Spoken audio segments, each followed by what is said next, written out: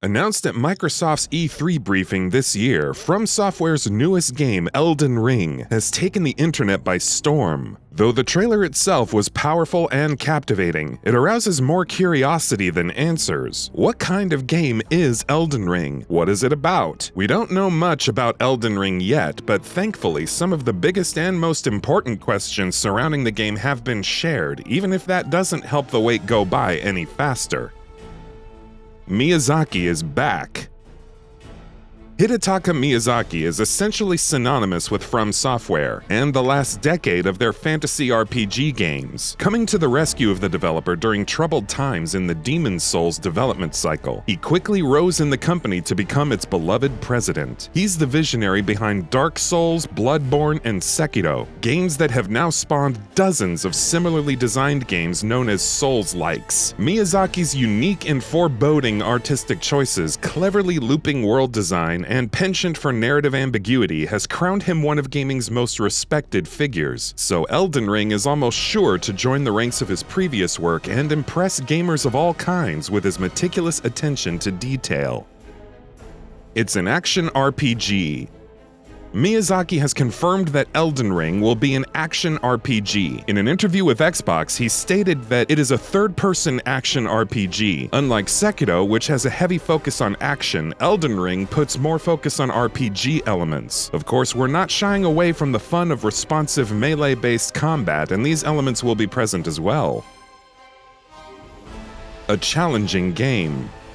Players who want an easy mode in a FromSoftware title will be disappointed, as Miyazaki confirmed to Xbox that the game will be challenging, and that their aim is to provide a satisfying experience. Yes, I do. The importance we place on the joy the player experiences through overcoming challenges will be the same as it is in our other titles. I believe it will prove to be a very satisfying experience, he stated. He also revealed that this game will provide even more variety in terms of how players will face their enemies and the tactics involved. All of this sounds pretty amazing. George R.R. Martin joins the team.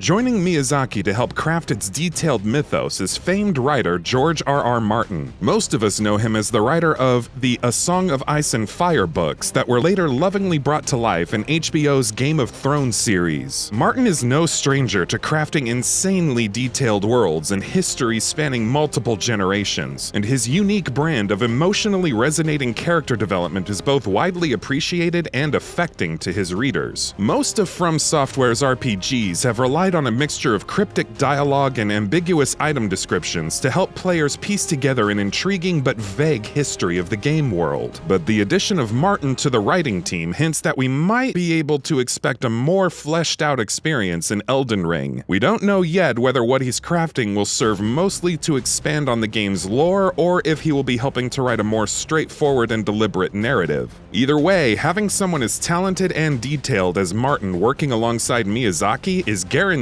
to yield an exciting outcome for fans of both talented men. It's not the ring you're thinking.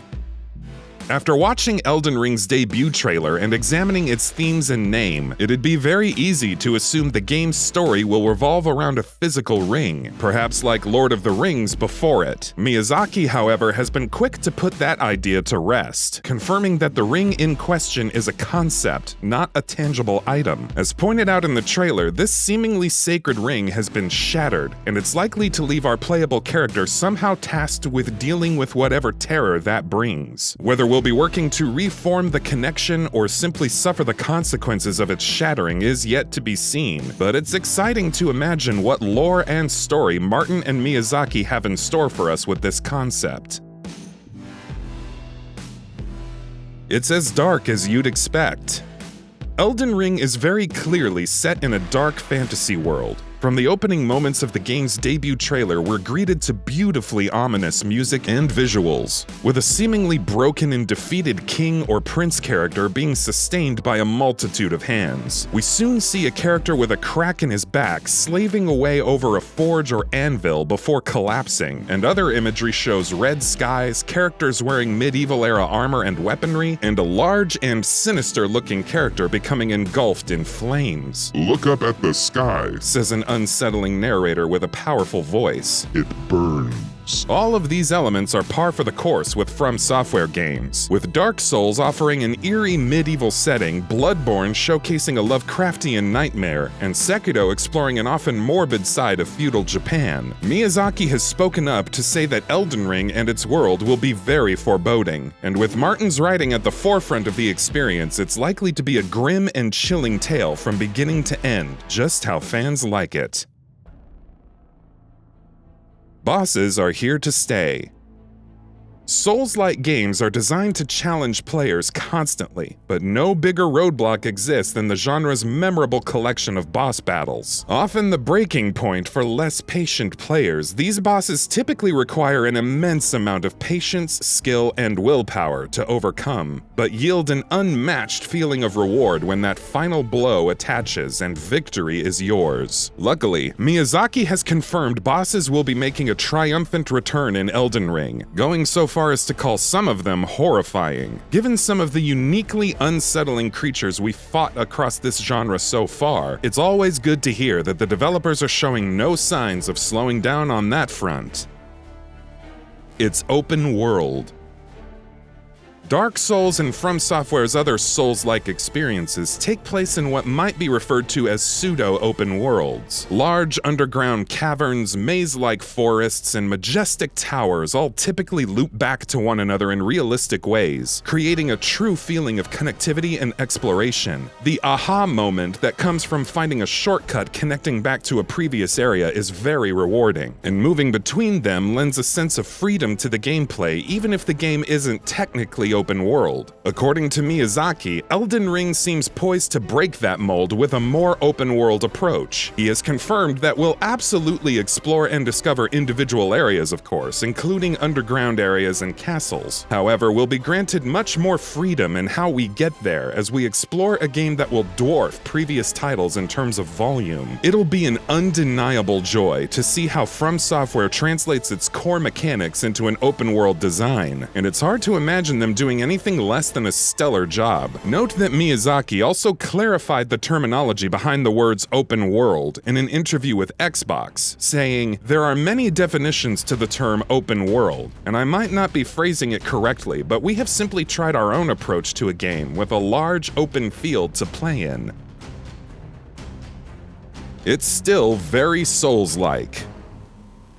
Like the other games in their catalog, FromSoftware is building Elden Ring as a challenging third-person action RPG with all the expected, and surely some unexpected, gameplay elements that come with it. Miyazaki has confirmed that we'll get both magic and melee attacks to use against difficult and demanding enemies, alleging that Elden Ring aligns closer to the RPG focus of Dark Souls than the more lightning-fast action of Sekiro. This design philosophy grants significantly more options for us to build characters the way we want to play them, with an assortment of weapons, armor, and spells to choose from. How all of these elements tie together remains to be seen, but this return to its roots is sure to put this Souls-like game on the radar of old and new fans alike.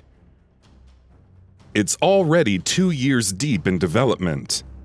Development on Elden Ring began at the end of the creation of The Ringed City, Dark Souls 3's excellent and final DLC, and ran parallel to the development of Sekiro until that game's release in March of this year. Given that Elden Ring has been in development for 2 years and the team is now freed up to assumedly focus their attention exclusively on Elden Ring, it's not unfair to hope that things are fairly far along. It's likely we'll hear more about the game by the end of 2019, as FromSoftware generally announces their games less than a year before release. Everyone gets to play, almost.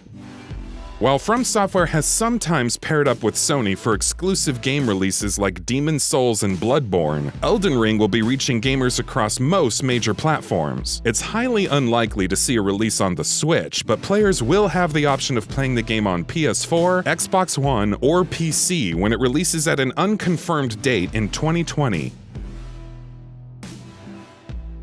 Character customization is returning.